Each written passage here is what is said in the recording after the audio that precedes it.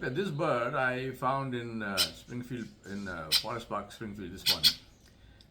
It's a red-winged blackbird, which is a little chick. It was almost dead on the ground, so I gave it some water, brought home, and gave it some chopped up grape. And so now it's kind of deciding that it needs to rule my life, which is what it seems to be doing. This is not about the bird. This is about an absolutely wonderful article which I am going to put into this video, written by somebody called Simon Saris, called "School is Not Enough." And I will not tell you what he says. Please read the article. But effectively, what he's been saying is what I've been saying for the last 20 years with nobody to listen to me, and that is that schooling as we know it, which really started in the Industrial Revolution, the primary purpose being to take the job of parenting out from parents, so that parents could go and work in factories, and so therefore shunt the kids off to somewhere where they are taken care of, instead of by this bird thinks my beard is worms.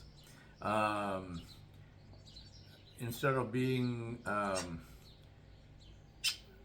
parented by two parents, you have 30 children parented by, or sort of parented by, one teacher. Basic point being, keep them out of the way while adults go do what they need to do. Now the result of that is that we have created a system which does not teach anything but just prolongs childhood. The simple question I ask all the time, which is that anyone who does something full-time, 15 years of their lives, you would expect them to be an absolute expert at that thing. So take a high school graduate who has graduated full marks from high school and say, what is this person expert at?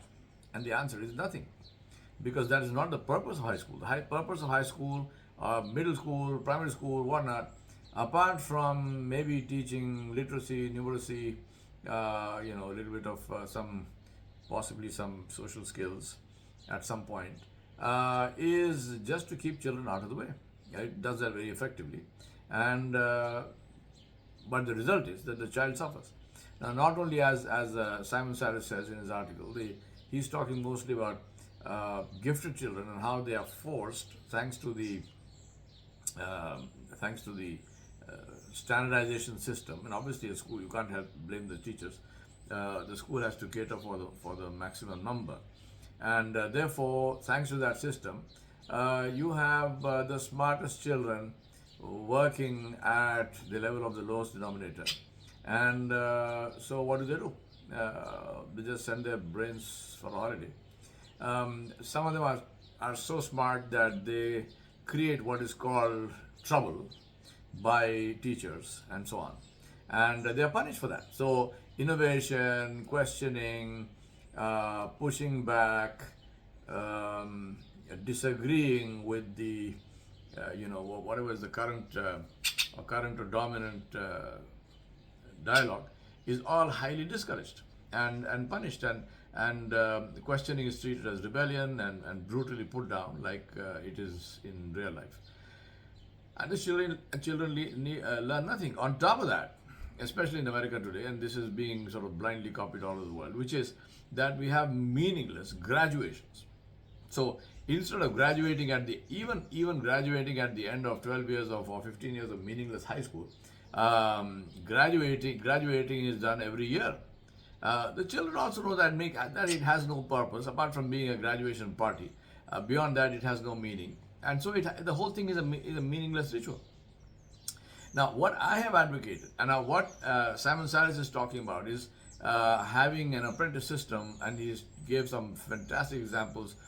People like Steve Jobs, Leonardo da Vinci, and others who left school, dropped out, and did something useful with their lives. Now, I'm saying that, I'm not suggesting that, I'm saying that it is possible to do that while still remaining in school. So at the end of that, for whatever it's worth, you come out with a high school degree, which then, or degree, whatever you want to call it, diploma, graduation certificate, which then entitles those who want to go to for further education to do that.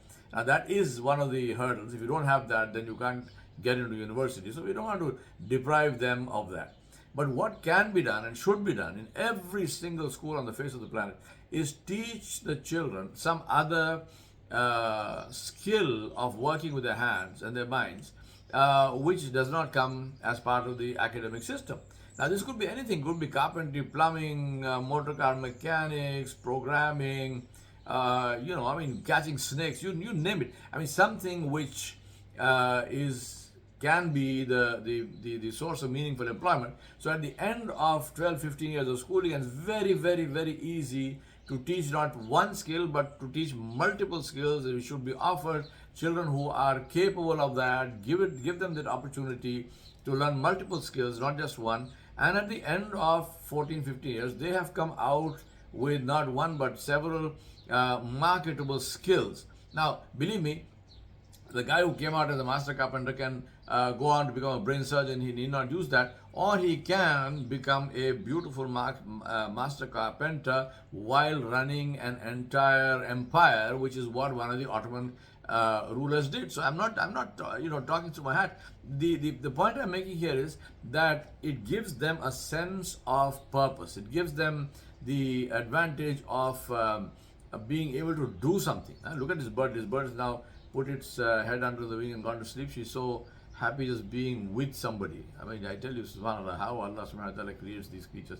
Anyway, to come back to my story, the whole purpose of carpentry and plumbing and motor car mechanics is not to do the job itself, but to give them a sense of purpose, to give them a sense of achievement, real achievement.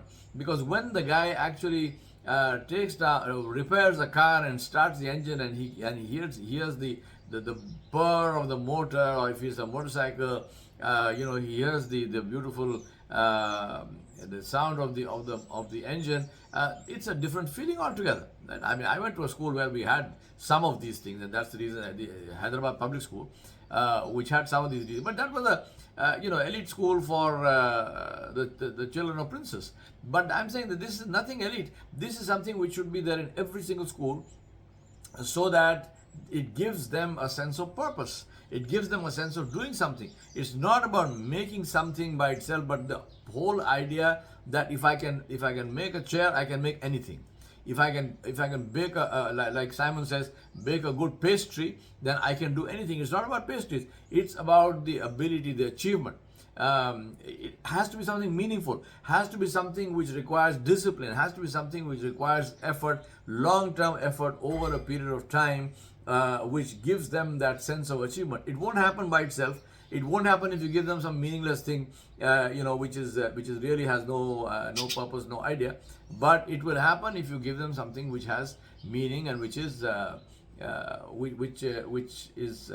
I mean, as I said, even if you want to come down to saying, well, can they make a living out of that? Of course they can. I mean, in this country, good carpenters and plumbers and electricians and so on make more money than many people with college and university degrees. So please try and do that. Introduce any vocational skill, anything. The key thing is must be something to be done with the hands. Must be something which at the end of effort it shows a final product, which is marketable within quotes, right? Art, sculpture, I mean, you name it, but has to be, make that as a rule to say, has to be something which is marketable, has to be something which is the final product, it has to be something meaningful to give the child a sense of purpose and a sense of achievement. The whole point is that. So when this child is doing something, then when they are praised, for example, for doing something, they know, yes, well, I worked for this, I deserve this praise, and alhamdulillah. The key thing is it must be something which gives you the first result must be something which is not overly difficult. So they must get a success experience, but it must be something which, if they want to develop expertise at it, then it is something which is difficult, which will take time. So that gives them a sense of meaning and purpose. It must be something where they can look up to historically and in the world, and find great role models, people who have done this and people who are world renowned and famous experts at having done something like this.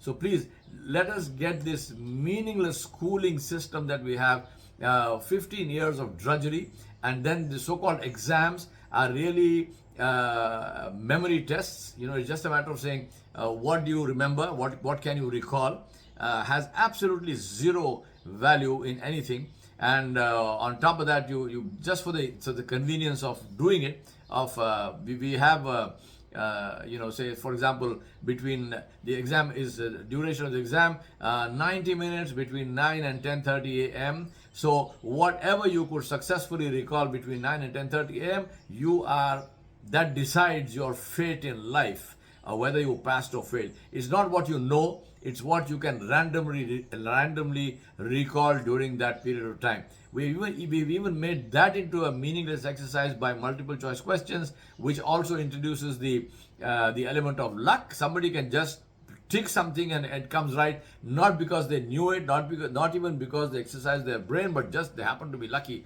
in that particular case. We don't even have a thing of writing an essay about a question which can give the teacher some idea about, do they really understand, did they really learn. Multiple choice questions, because that's the easiest thing to assess, easiest thing to answer.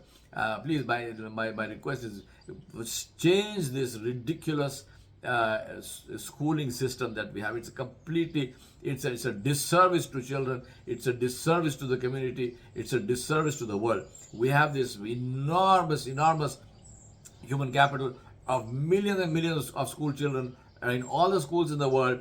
All those brains, all that intelligence, all that creativity, all that imagination going to pot because we adults cannot bother to give them something worthwhile to do with that. Please listen and do something about this. And there you go. My bird is gone to sleep. So, and obviously my yelling in his ear makes no difference to him. He just wants company.